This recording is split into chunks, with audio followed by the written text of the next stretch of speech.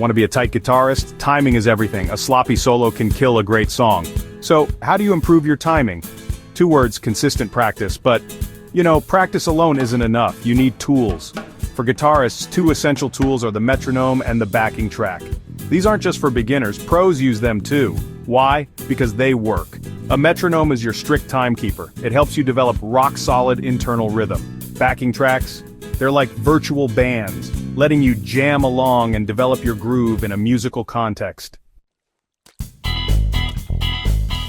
So which one is right for you? It depends. Let's break it down. Metronome, the pros, perfect for nailing down tricky riffs, practicing scales, and developing your internal clock. It's all about precision. The cons? It can feel a bit dry and clinical.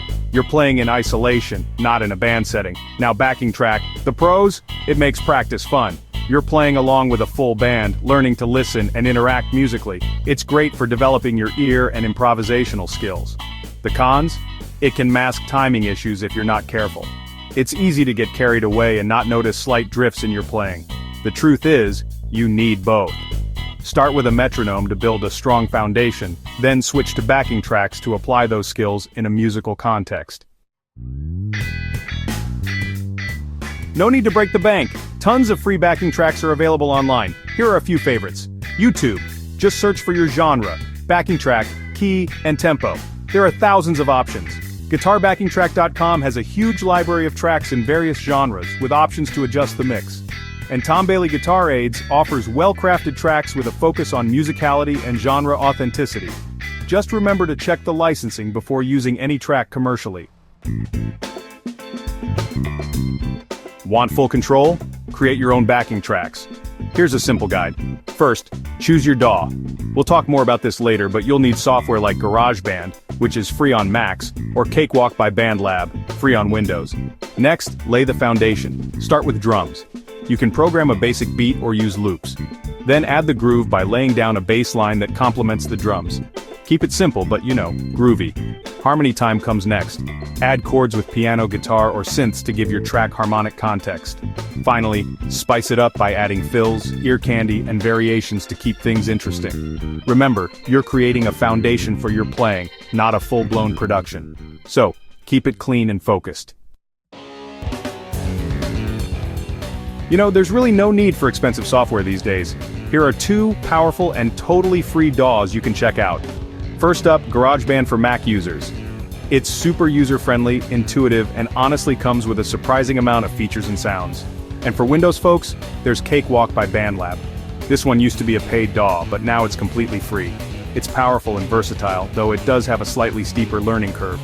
But don't worry, there are plenty of tutorials available online for both, so dive in and explore. The great backing track debate, samples or MIDI? Well, there are basically 2 ways to create sounds in your DAW. First, you've got samples, which are pre-recorded sounds of real instruments. They sound super natural, but, they offer a bit less flexibility. Then there's MIDI. These are digital instructions that trigger virtual instruments or VSTs. MIDI is highly flexible, but if not programmed well, it can sound a bit artificial. For beginners, samples are just easier to work with. And hey, there are plenty of free sample packs available online. Try searching for free drum samples or free guitar loops. As you progress, definitely explore VSTs. Free options like Spitfire Audio's Labs offer some incredible realism. A well-mixed track makes practicing enjoyable. So, here's a simple approach you can try. First, let's talk about levels. Make sure no instrument is too loud or too quiet. You really want to aim for a balanced sound.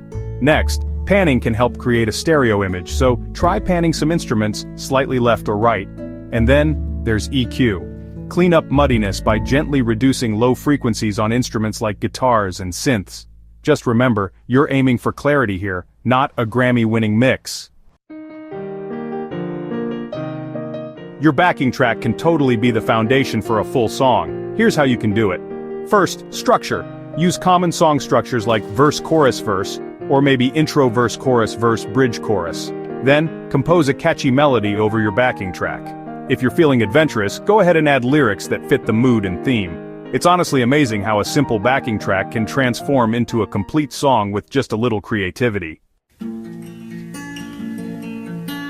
Tempo really plays a crucial role in defining a genre's feel. Here's a general guide you might find helpful. For blues, think slow to mid-tempo, like 60 to 90 BPM. Jazz has a wide range from 100 to 200 BPM and often has that swing feel. Rock usually sits at a mid to fast tempo, about 110 to 150 BPM. And metal, that's fast to very fast, anywhere from 120 to 250 plus BPM. These are just starting points though. Experiment and find what feels right for your music. Metronomes and backing tracks are honestly invaluable tools for guitarists of all levels. They really help you develop timing, groove, and musicality. Remember to start with a metronome to build a solid foundation. Use backing tracks to practice in a musical context and develop your ear. And hey, experiment with creating your own backing tracks so you have full control over your practice material. Most importantly, have fun and enjoy the journey.